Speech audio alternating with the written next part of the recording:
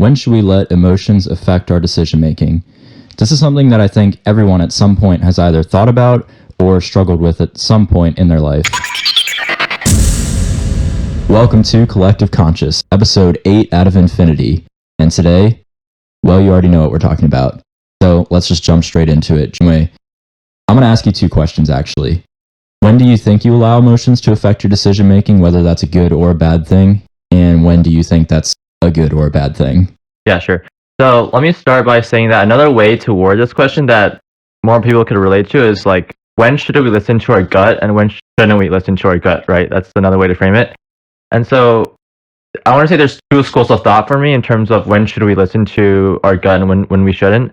So I think there's a lot of times when we should listen to our gut, and I think on an evolutionary basis, like the only reason we're able to survive on a daily basis is because of our gut, and that we have natural instincts and emotions like fear, anger, sadness, disgust. There's 2 more I'm forgetting, but we have those in us instinctually in order to help us survive. Like there's a reason why you have you hear these like crazy like news stories about how these people, some people like they feel like off in a situation and they can't really put like a finger on it, but like something in their body tells them that a situation is off. And oftentimes it could be a false positive, right? Like it could be actually just like they're paranoid, right? But actually a lot of the times you'd be surprised and like your body knows something like subconsciously or unconsciously that you may not realize, which like takes you off. And so that allows us like for situations like my teacher is like really sketchy, or like I'm in the stranger following me at night. Like these are just unconscious clues you pick up and that help you survive, right? So I think like that's like one reason why we should listen to our gut is just like that. It's really helpful sometimes to really like even survive. I agree absolutely with that. The gut is something that is a really useful tool for us, that even if we don't completely understand it or can't fully perceive what it might be telling us, it's a system that we've developed over thousands of years. Yeah, thousands, probably millions. Yeah. I mean, I was thinking earlier actually when we were talking before, I wonder if how animals work, like other animals besides humans, or even let's just say other animals besides mammals, because a lot of mammals seem to have some level of actual consciousness. But say something like a salamander, I don't know, a really simple animal. I wonder if how their brain actually works is basically just taking what we would consider our subconscious and removing all the other levels of complexity. I mean, what do you say they just have like a lizard brain, right? They don't have like their prefrontal. I mean, they might. I don't know. I don't know the science behind it. Yeah, I mean, some scientists could probably tell us exactly how it works, but I wonder if it's just that sort of gut reaction, subconscious feeling that actually connects us with how other animals, quote, think about things or react to things. So yeah, I do think it's definitely a really useful tool. Yeah, so as we can see, we have this really, really good side of the gut, which helps us survive. On the other hand, there's a lot of situations where we shouldn't listen to our gut. And let me start by saying that, like, why is it that, like, universally, like, we have things called, like, fallacies and things called, like, cognitive biases? Like, why is that the case that, like, it's so prominent in everyday life? And, like, I'm going to give an example that a lot of people can relate to, which is called the fundamental attribution error. And that's when we attribute more of someone's dispositions rather than their circumstances. So, if you're driving and someone cuts you off, it's not because, like, they're in a rush or, like, they're late. It's, like, because they're an asshole and they're a bad person. And then when you're driving, you cut someone off. It's not because I'm a bad person. Like, I'm a really good person. Like, it's just I didn't see them, or I'm really late to work today, right? So you can see that's just that example, that fallacy, or yeah, I go the other way around. I think I'm a really bad person, but when someone else cuts me off, I'm like, oh, they're probably a good person. They're look at you, late. Look at you. That's really rare. Proof that I'm like superior to everyone else. So I guess I don't think I'm a bad person. But yeah, cognitive biases are definitely important because it's not like the gut is perfect. It's not like, even though the system is developed over thousands, millions of years, maybe even billions, depending on how far back you want to define life is going, or at least the brain is going, that doesn't mean it's a flawless machine. We see all the time. We see it all the time. I'm probably doing it as we speak somehow, some way. And, for like some like real life things, like, like sunk cost fallacy, that's like so big because I don't know, that's like it goes from like relationships to like. Let's define the sunk cost fallacy for those who don't know what it is. So the sunk cost fallacy is basically when someone will make so let's say someone has to make a decision. Oftentimes it's proposed in the context of finance and accounting, and I think that's the easiest way to explain it. So let's say you're a business, right, and you've invested in some project that at the time where you initially invested, you expected it to make like $1 million in profit. Let's say you've put in $500,000 to try to get it up and running, and now you're at this point where you have to make another decision, and that decision is, all right, do we keep investing in it and hopefully it comes to fruition, or do we cut off the project right now? And let's say that the information you have right now is different from the information you had at the beginning. So maybe right now you actually think it's a lot less likely that you're going to end up making the profit you originally expected. And so the sunk cost fallacy is when you make essentially the argument, we've already put all this time into it, we've already put all this money into it, we should just finish it.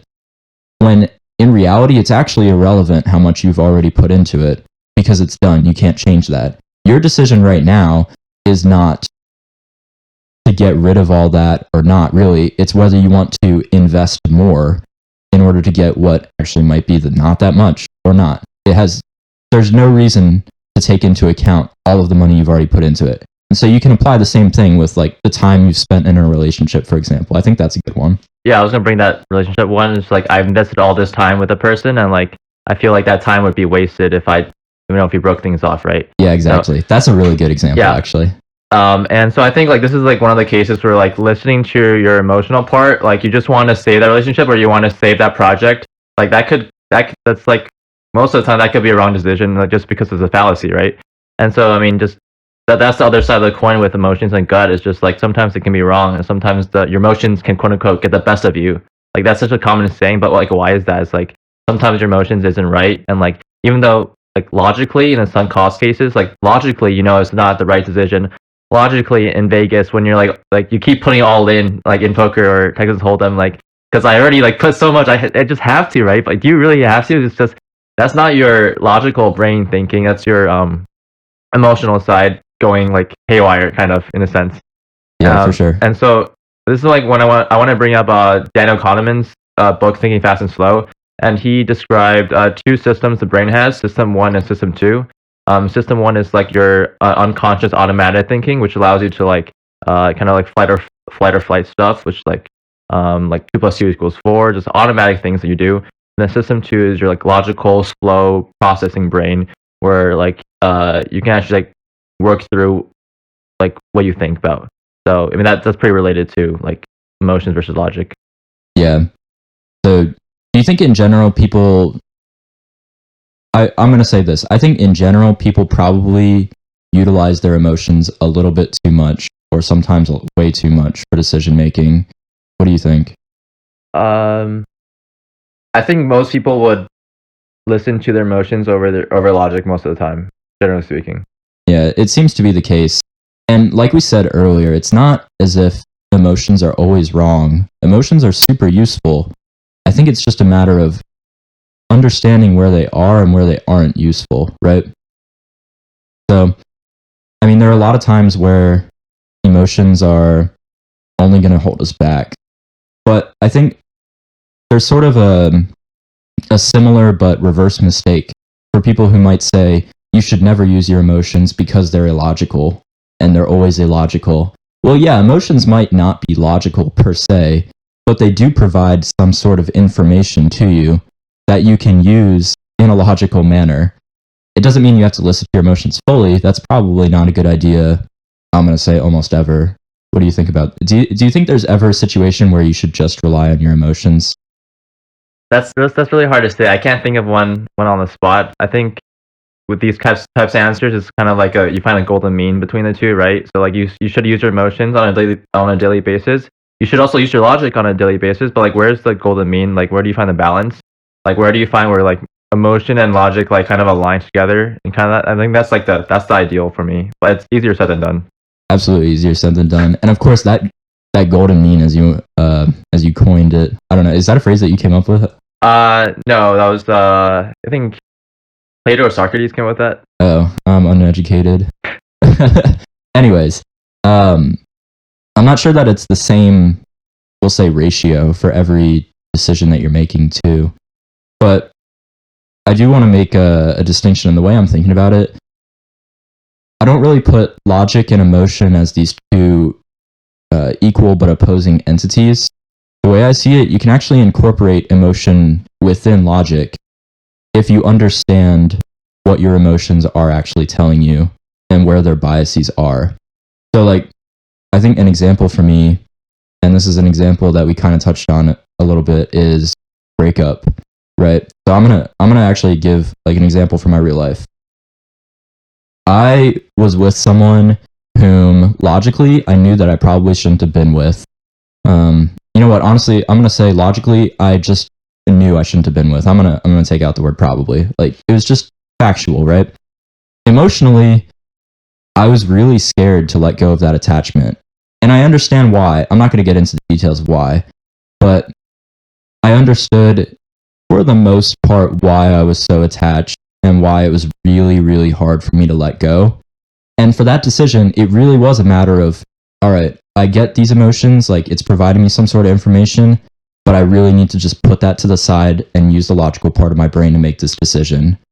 So there are definitely decisions where, yeah, you shouldn't listen to your emotion in order to make the decision, but it's still useful in gathering information. You don't have to ignore them or like completely put them aside. It's just not necessarily letting them influence your final choice, you know? Yeah, I agree. I mean, emotions like are important, but as you said, like I mean, my argument is like emotions happen for a reason. They're not like random. Like you can't just, I mean, maybe, but like most of the case, you don't randomly get sad or randomly get angry. But some people feel like they randomly get sad. But it's usually like in a relationship case, like for you, like why logically it's best for you not to stay in it, but emotionally you feel like you should. I mean, that's getting into more psychology, but there's like unfinished things in the past, why people tend to repeat relationship patterns. So it's good to be aware of why your emotions are causing you to feel this way. But then once you recognize that self awareness of your emotions and like understand that like then you put the logic in, right? Yeah, absolutely. And I actually think that being more aware of our emotions, not necessarily, like I said, not necessarily just listening to them blindly, but listening to them in the sense that you're becoming aware of them and then learning in order to understand them, that's always going to be useful. I don't think that's ever going to be not useful. Even if, like I said, you don't have to listen to them in order to make the decision, but you should listen to them in order to at least understand what they're telling you and why they're telling you what they're telling you. Your emotions, you give you a lot of information, and then it's up to you to like to make the choice. Yeah, absolutely. So, honestly, I'm really trying to think of a situation where you would just use emotion and not use logic at all. I think maybe it's hard to say, but maybe some of those situations would be like ethical dilemmas or moral dilemmas. It's possible because to me, morality and emotion are kind of inseparable. I don't know if we really think about morality logically. I've yet to meet a person whom seem to think about morality in a logical way. I don't know. I really don't believe that's possible. I mean, this goes back to our morality episode, but like, what is morality without emotions? Yeah, like, exactly. What is morality? Like, there might not be a morality without emotion. Yeah, and even in the case of logic. So this is kind of another idea I've had separately. But in order to use logic, you have to have some subjective values because you have to know how to act on whatever logical conclusion you draw. So, for example, this is an example I've thought of, and this really wasn't in preparing for this episode. It's just something I've been thinking about separately. Let's say, let's take the idea of Marxism, right? And let's say that the idea of Marxism is not a suggestion for revolution. The idea of Marxism is a hypothesis about how society is structured and followed by a conditional statement. If you want society to be structured / restructured in this certain way, then overthrow the bourgeoisie, like let the proletariat rise, all that sort of stuff. So I think you can actually agree with the logic of Marxism and yet not accept its quote call to action because your actual values behind what would motivate your actions don't align with the values that people who also agree with Marxism but then also accept its call to action agree with. So it's like you have to have some motivation behind what you're using the logic for. And I don't think that's separable from emotion at all.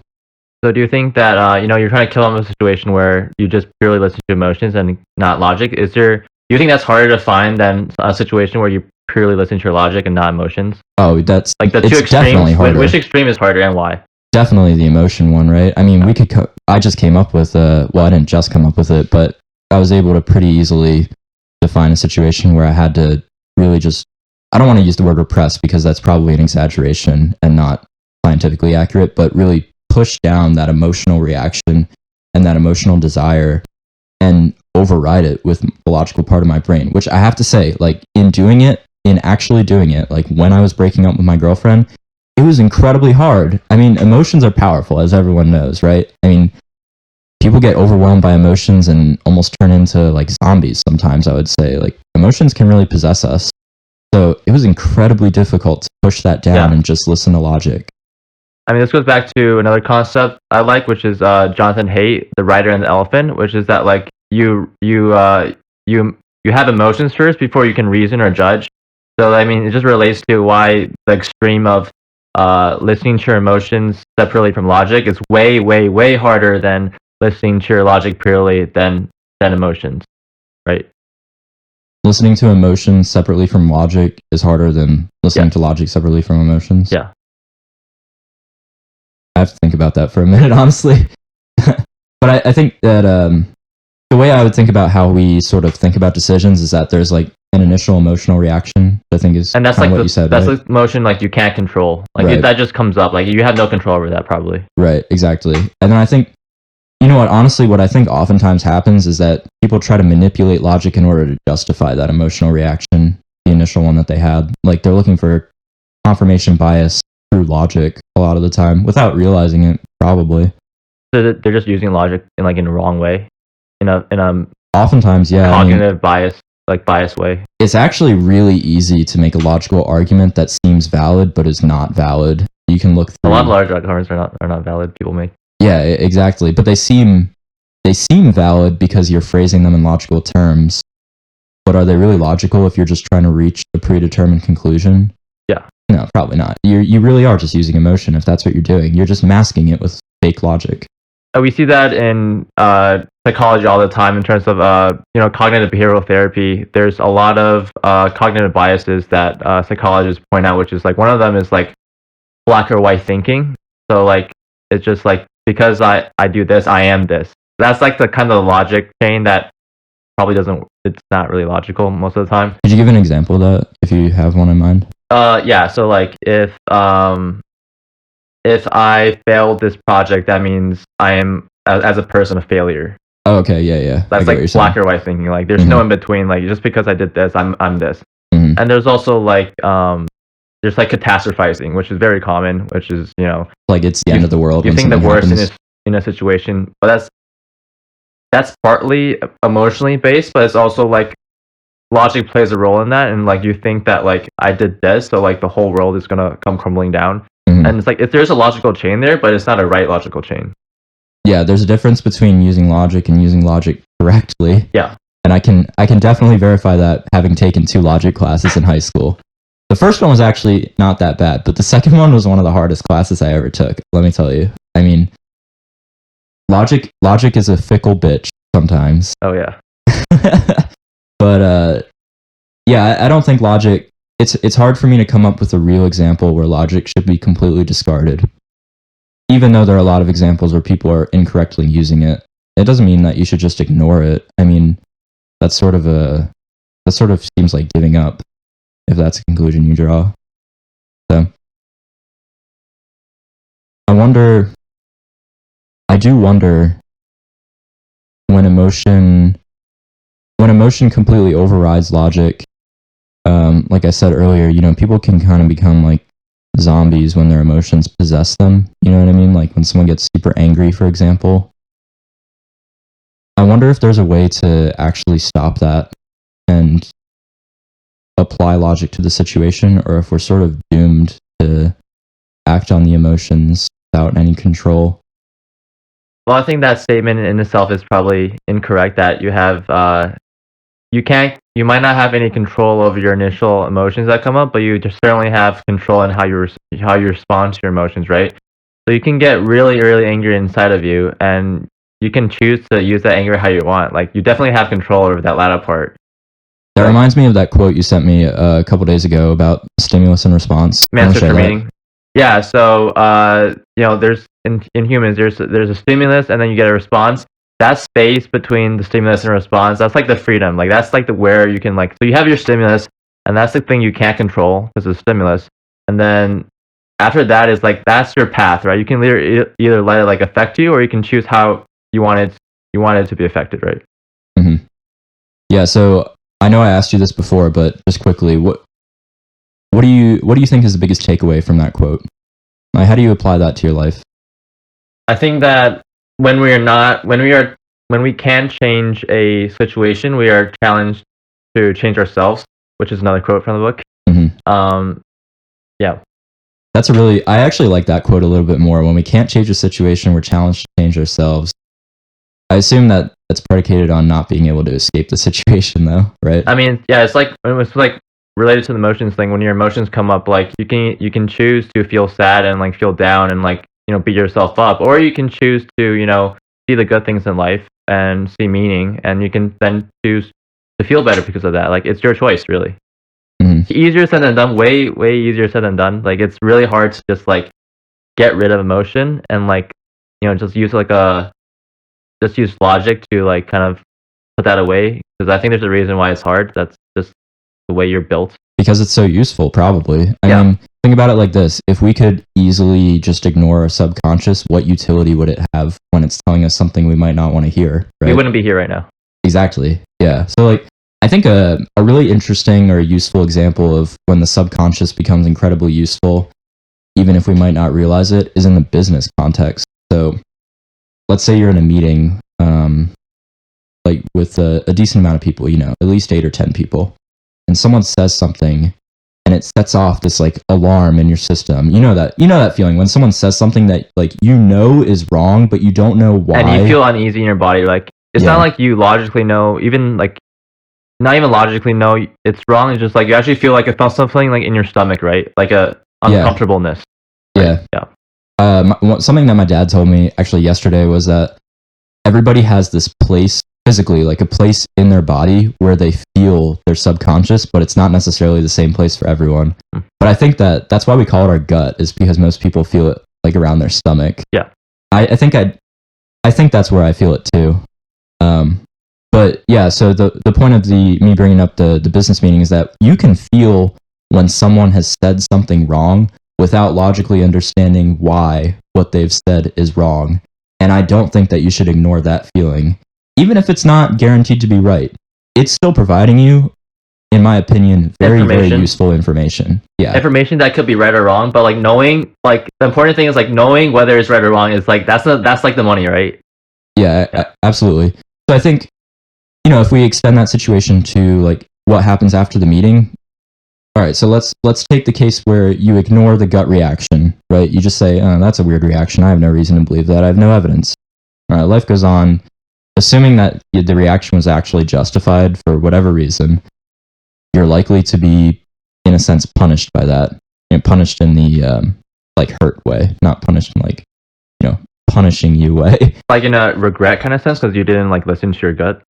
Not even in regret, but in a more direct way, like that person might actually do something that negatively affects you that maybe you would have been aware of otherwise.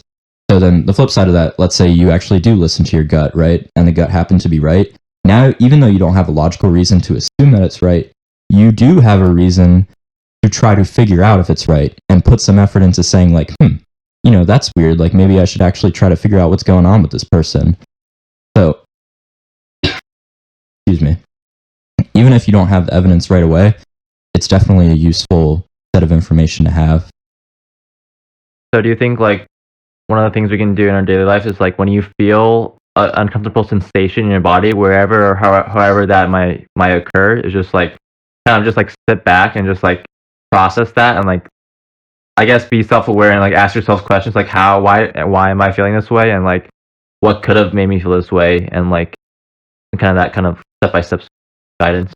Yeah, it's sort of like the middle ground. I feel like we end up on the middle ground for most of our episodes in some way, but You don't instantly act on it because you don't logically know that it's right, but you don't ignore it either because the fact that you had that reaction means that it's more likely that you are right about it than if you didn't have that reaction. Does that make sense?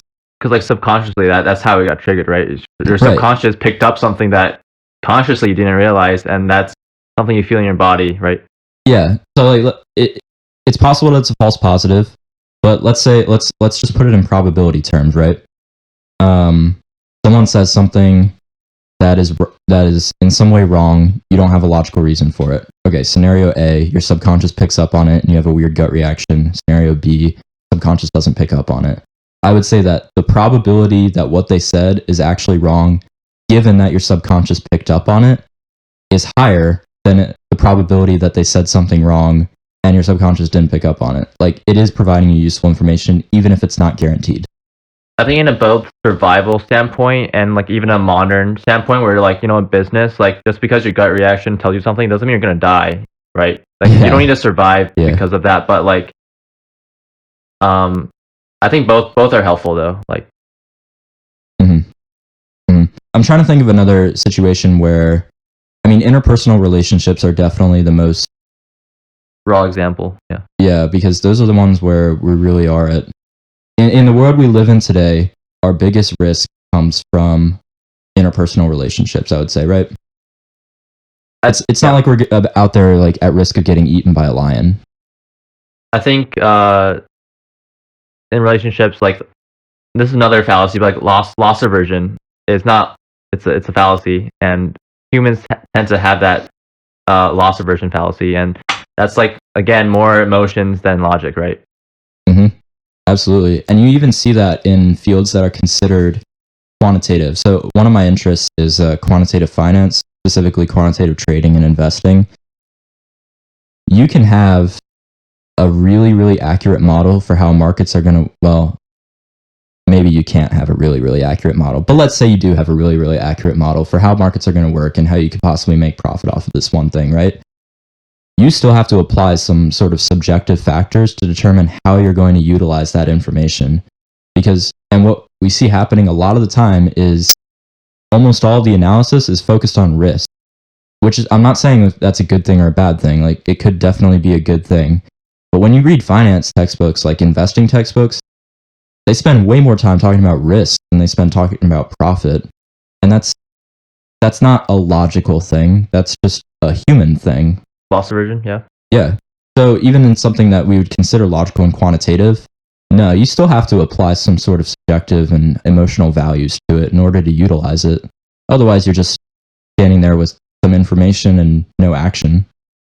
I mean, how do you put anything into action without some sort of subjective system of values? Can't, really.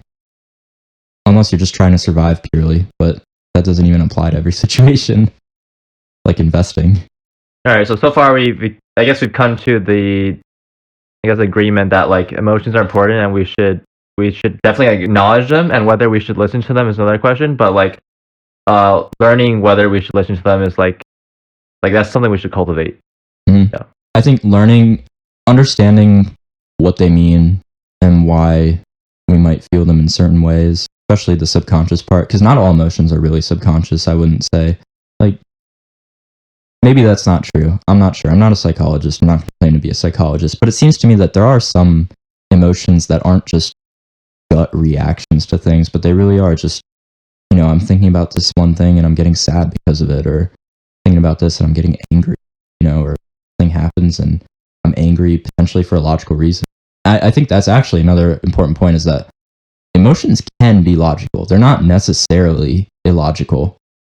They very often are illogical in some way, but that's not the truth by definition. I mean anger can be valid logically, right? I think it's kind of like the free will and determinism. Like they can be compatible. Like there's compatibilism in this. Yeah, compatibilism is another middle ground, you could say. Pretty much. Yeah. One of these days we're gonna have to have an episode about free will, but that's gonna be like a 4-hour episode. Oh, yeah. I feel like we're gonna be going Joe Rogan style. So what was the example about the anger one you just brought up? Yeah, so someone punches you in the face, you really think it's illogical to get angry? No, that's just self-defense. Yeah. Emotions can definitely be logical responses.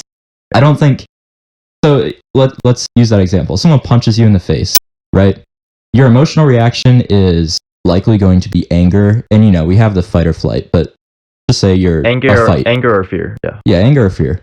Depending on who it was that punched you. Excuse me again. And if you try to ignore the emotion of your reaction to that situation and just approach it logically, you're probably going to reach the exact same conclusion as you would have reached just using your emotional reaction, right? It's going to be either punch them back or run away. Again, depending on who it is. But yeah, so emotions can be logical. It's just not safe to assume that they are. But yeah, I think it's a little naive to say that, oh, emotions are always illogical, like you should never listen to those. It's a pretty shallow point of view, in my opinion. So I think that actually might be a decent way to transition into how we would define our takeaways from this topic. So I'll let you go ahead first. What advice would you give to people? My advice is that emotions are really important to how we function in daily life and how we survive. And like, there's always, I want to say like, I don't know about 100%, but almost all the time, there's like a reason behind the emotion, consciously, subconsciously, or unconsciously. And that we should take that emotion. So that's step one, like recognize that you're having an emotion, recognize where it is, and recognize how you're feeling.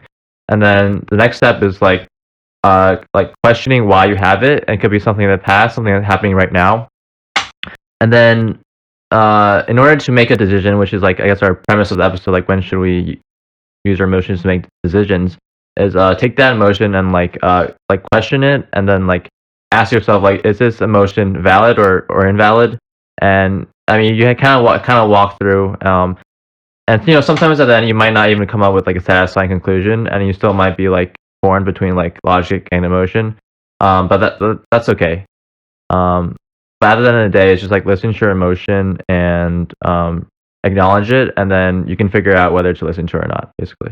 Mm-hmm. Yeah, I'd pretty much agree with you. The way I would phrase it is, the way you approach a problem logically is to define the scenario that you're in. And by that I mean define what are the premises, like what are the givens of a certain situation, and then you apply your values and rules of logic, technically speaking, in order to reach some sort of conclusion what your action should be. And I think normally how we would think about defining the premises of the scenario is to just think about the external things. But what I would suggest is to actually include your emotional reaction as a premise in the situation. You don't just consider the external things the premise, you also consider the internal things the premise, and you utilize that in your logical argument. So yes, I actually am saying that you should never completely abandon logic, even if you don't have to use it extensively. But emotion should be part of the logical argument. Whether or not it's correct, it provides you information about the scenario. So that's pretty much my takeaway from it. So thank you all for listening. This has been Collective Conscious. Listen to your emotions, people. Research the subconscious. Have a good one.